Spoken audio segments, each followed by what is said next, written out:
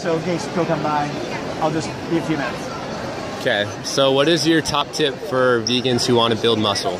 Top tip for vegans who want to build muscle is to understand your own basal metabolic rate, understand Harris-Benedict equation. What is your true caloric expenditure and what is your true caloric intake?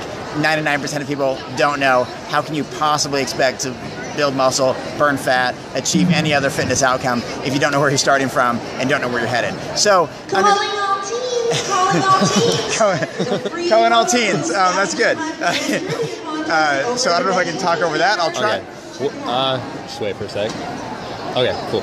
Okay, so you've got to understand what position you need to put yourself in order to build muscle. For example, these are things based on your gender, age, height, weight, and very importantly, activity level. So I'm male, 35 years old, roughly 6 feet tall, 190 pounds.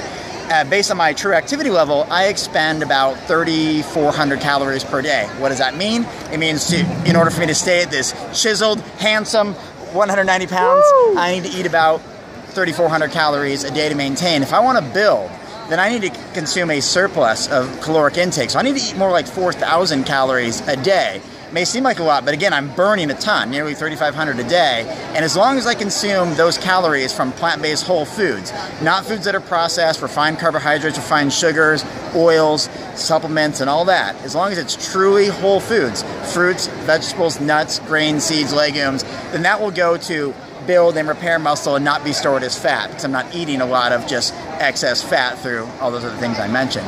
So that is how you do it, and then you do it through consistency, which leads to adaptation, which leads to improvement. Success is a byproduct of that. That means consistency with diet, understanding that things compound. You can't eat 4,000 calories today, 2,800 tomorrow, 3,200 the next day, back up to 3,800, down to 2,400. It's not going to get you anywhere as far as muscle building, and it's also consistency when we're talking about exercise.